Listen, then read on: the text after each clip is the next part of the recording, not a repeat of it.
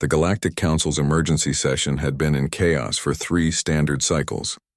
Representatives from 12 species argued in 17 different languages, their translators working overtime as accusations flew across the crystalline chamber. The humans had been silent for too long. Ambassador HFY of the Vortine Collective slammed his chitinous appendage against the podium. They ignore our calls. They refuse diplomatic contact. This silence is an act of aggression. Perhaps, rumbled Councillor Thane of the Archesian Empire, her massive frame casting shadows across the chamber, we should consider why they choose silence. The question hung in the recycled atmosphere like a poison cloud.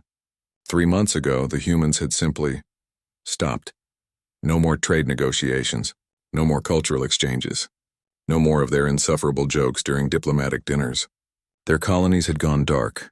Their ships had returned to human space, and their borders had sealed tighter than a neutron star's gravity well. It had started after the Centauri incident. Fleet Admiral Kester of the Hegemony Defense Force shifted uncomfortably in his exoskeleton. He had been there, commanding the Joint Task Force when they discovered what remained of the human research station orbiting Proxima Centauri. 43 scientists, men, women, children. The humans had been studying stellar mechanics, nothing more. But the Hegemony's intelligence division had suspected weapons research. The orbital bombardment had been swift, efficient, complete. When the investigation revealed the truth that the station had indeed been conducting peaceful research, the Galactic Council had offered reparations. Standard procedure, credits, resources, formal apologies. The human representative, a small woman with steel-gray eyes, had listened in silence. Then she had spoken 2 words that would echo across the galaxy. No more. Now, 3 months later, long-range sensors detected something that made every species in the galaxy check their defensive systems twice. Incoming transmission, announced the chamber's AI. Source: edge of the Helix Nebula. Configuration: unknown. The main display shimmered to life, showing a vessel that defied every convention of spacecraft design. It was massive, easily dreadnought class, but it moved with the fluid grace of a predator. Its hull was midnight black, absorbing light rather than reflecting it. Strange runes glowed along its surface, pulsing with an energy signature that made the sensors scream warnings. By the ancient codes, whispered Ambassador HFY. What is that thing? The transmission crackled to life. A human face appeared on the screen, weathered, scarred, with eyes that held the weight of stars. This is Captain Sarah Chen of the Terran vessel JÖRMUNGANDR. We're broadcasting on all frequencies, all channels. This message is for every species, every government, every individual currently listening. Captain Chen's voice was steady, but there was something underneath it. A current of barely contained fury that made the strongest warriors in the chamber step back from their displays. 3 months ago, you murdered 43 of our people. Researchers, scientists, children who dreamed of touching the stars. Her paws stretched like the void between galaxies. You offered us credits. You offered us resources. You offered us apologies. The camera pulled back, revealing the bridge of the human vessel. It was unlike anything in the galaxy's databases. Organic curves melded with geometric precision. Displays showed star charts marking every major population center in known space. And at the center of it all, a massive holographic display showing a serpent eating its own tail, the ancient human symbol of Ouroboros. We declined your offer, Chen continued.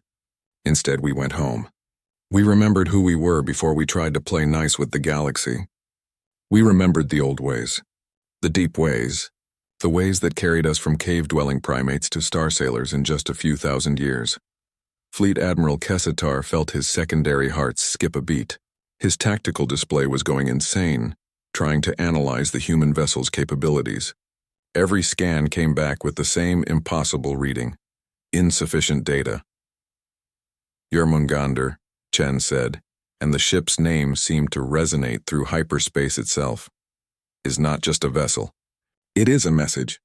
A reminder. In human mythology, JÖRMUNGANDR was the world serpent, so vast it could encircle planets, so powerful that even gods feared its awakening.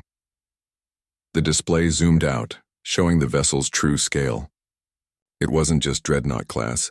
It was larger than most space stations, a mobile city wrapped in weapons technology that the galaxy's finest minds couldn't even begin to comprehend. We built her in silence. We built her with purpose. We built her with the combined knowledge of every human who ever looked up at the night sky and refused to accept limitations.